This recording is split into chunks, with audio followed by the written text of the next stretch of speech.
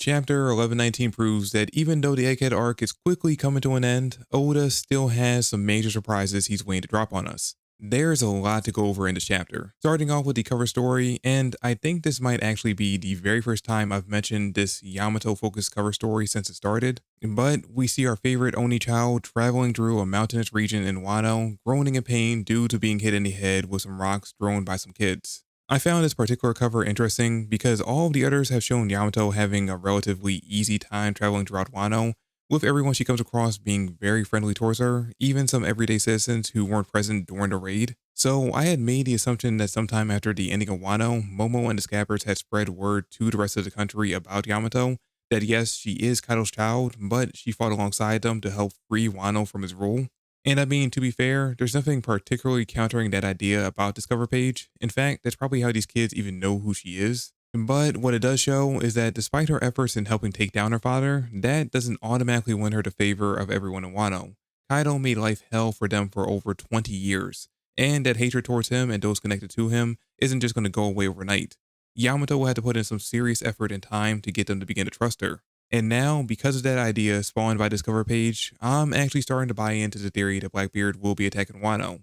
What better way for her to gain the trust of the citizens than for them to actually see Yamato in action, defending their country from another outside threat? It's obviously not going to change everyone's minds about her right away, but it is going to be a huge step in the right direction. Now, moving on from that slightly sad page to a really depressing one, we open up the chapter with a final confrontation between Stussy and Kaku, where Kaku essentially cuts all ties with Stussy, telling her that despite what she may feel, they were never friends. This is a much sadder conclusion to their story on Egghead than I think most of us thought they'd get, but at the same time, it makes the most sense for things to end up this way. Because despite how harsh what Kaku's saying in this chapter comes off, we can tell that it's mostly for Stussy's benefit. Kaku overheard Stussy's conversation with Edison a few chapters ago, so he knows full well just how much he struggled emotionally during this arc, and we can tell from those shots of him during that conversation that he genuinely feels bad for her situation. Combine that with what he now has learned is the true nature of the world government, and I have no doubt that if it was completely solely up to him, the two would be working together to escape the island and possibly put all the CP0 mess behind them. But unfortunately, there's one giant cat-shaped nuisance standing in the way of that happy ending. You see, despite all of us hoping that his interaction with Mars would have woken Lucci up to realizing that, hey, maybe I'm on the wrong side of things, the sad reality is that he's way too far gone to change sides at this point. And if Lucci won't, then neither will Kaku. It's actually kind of fitting that Oda decided to add in a cameo of Gin and Don Krieg 2 chapters ago, because their situation does mirror Lucci and Kaku's pretty well. Both Krieg and Lucci have one-track minds when it comes to achieving their goals, and nothing is going to deter them from that. While both Kaku and Gin are fiercely loyal to their leaders, but at the same time have much bigger hearts, and if someone goes out their way to help them, they want to return the favor even if that person is meant to be an enemy. Which is exactly why, just like how Gin had to make a hard choice between returning Sanji's kindness or obeying his captain's orders, we see Kaku have to make the same kind of decision right here when it comes to Stussy, and why he chose to let her walk away without attacking her. Because, make no mistake, if Uchi had been in the exact same situation with Stussy that Kaku was, the moment he was freed from the bubble, he would have tried to kill her. And if Kaku had brought Stussy along when he went to reunite with Lucci before escaping the madness that's currently going on, Lucci would have either attacked her right away, or used her to help himself and Kaku escape the chaos, and then attacked her. Either way, it wasn't going to end well for Stussy, or, maybe it would have. We don't really know exactly where she falls power-wise compared to her 2 former teammates, but regardless, Kaku chose not to let either situation happen, and allowed her to get a head start in escaping Lucci's wrath. Now, the only question is, how is she going to escape? I mean, the most likely option is that she'll somehow manage to make it to the Straw Hats before they set off and catch a ride with them, but there's one giant horseman standing in her way that might make things a bit more difficult. But hey, Oda obviously has some kind of plan for Jinbei and Zoro to deal with Venus, so maybe that actually won't be an issue. Now, on a much more happy and exciting note, we spend most of this chapter continuing from the ending of the last one, and not only get a tag team fight with the 2 Nikas against Mars, but both Sanji and Frankie join in too, and give us one of the most creative combo attacks I think we've seen from the Straw Hats post-time skip, where Bonnie, Frankie, and Sanji all throw some of their most powerful attacks at a balloon-shaped Luffy, and he uses the force of their attacks to send Mars flying. Dude, this was such a great sequence. Equal parts both cool and funny. Gave us a brand new combo move, something I've seen a lot of fans say they missed from the pre-time skip era of One Piece, and it really showed us that even though Luffy now has the power of a god, he'll still need to rely on his crew every now and then. Also, and this may just be a sense I'm getting from the unofficial translation, this could end up changing when the official chapter drops, but Sanji's line to Bonnie about their captain's orders being absolute and her being included in this mostly Straw Hat combo move, to me, all but solidifies her joining the crew. But then again, I was just as sure about both Carrot and Yamato joining the crew, so who really knows at this point. Also, while we're on the subject of Bonnie, I think this chapter really helps to clarify what she currently can and can't do for Devil Fruit, because the one attack we see her launch while in her Nika form in this chapter is just her copy of one of Luffy's moves. Back in chapter 1107, Bonnie saw firsthand Luffy using Booming Dawn Gatling against Saturn. And now here she is copying basically that exact move, just instead of throwing a bunch of punches at once, she's throwing one really powerful one. And even the cartoonish reactions she has in this chapter are very similar to the ones Luffy had in 1107. So as of right now, it seems like she can only emulate what she's seen Luffy do firsthand, but there's no telling if in the future she'll be able to invent her own moves while in that form.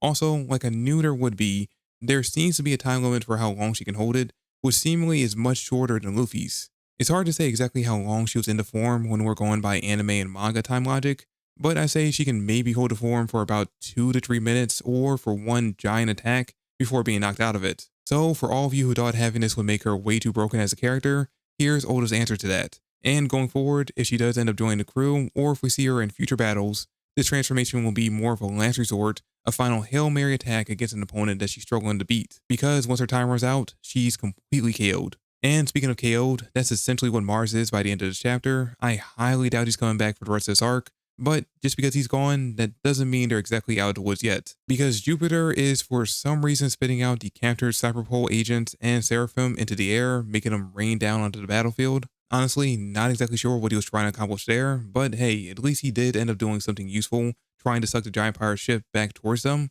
But unfortunately for him, Luffy ends up shutting him up pretty quickly. And then here comes Mercury charging forward with no regard for his own safety, assuming he is a Devil Fruit user, ready to sink the giant ship along with himself into the ocean. But unlike Jupiter, Luffy is unable to hurt his tough exterior, so there's seemingly no stopping this giant rampaging boar. That is, of course, until the Iron Giant rises from the ocean, landing one huge giant left hook on the yokai, knocking him out and one of his tusks.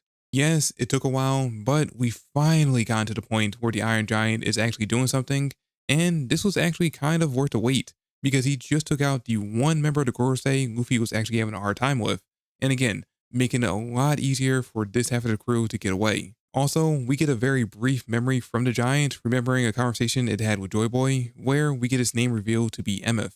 Or at least as of right now it is. I always wait until we get the official translation to see how accurate these name reveals are, because sometimes they're accurate and sometimes they end up being completely off.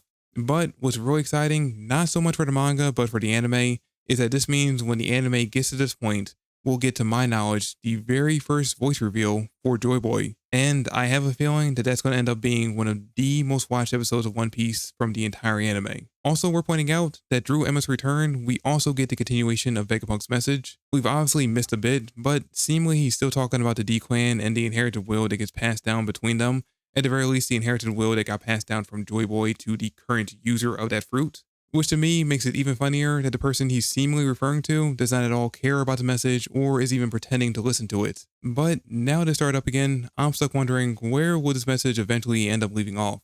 Like, what will be the final thing he gets to reveal before it actually ends up ending? Personally, I'm hoping for the final big reveal to be what the D initial stands for, or at the very least the name of the ancient kingdom. I know those are both things that most fans want Robin to discover herself, but I really don't think at this point learning one of the two will really have an impact or take away from her importance on the crew. But hey, we'll most likely get to see her reaction firsthand to the final big reveal from Vegapunk, because more than likely we'll be switching over to her group in the next chapter now that we have Atlas rushing over to check on them. Which Atlas, dude, why? She was in the absolute safest spot she could possibly be in, and her surviving all of this was pretty much all but guaranteed, but now that she's heading back up to the level stratum, Oda's essentially put her into a fork in the road situation. Either she'll end up getting there just as Lilith is cut down by Venus, or she'll sacrifice herself in order to save her. There is no longer any possibility of both of them making it off the island. Even with Stella all but confirmed to be dead, we know Oda is not going to let this arc end in a total failure for the Straw Hats. They'll manage to save one of the Vegapunks, but it just now becomes a toss-up of which one Oda plans on sparing. So let me know in the comments down below, between Lilith and Alice, who do you think is making it to the end of this arc?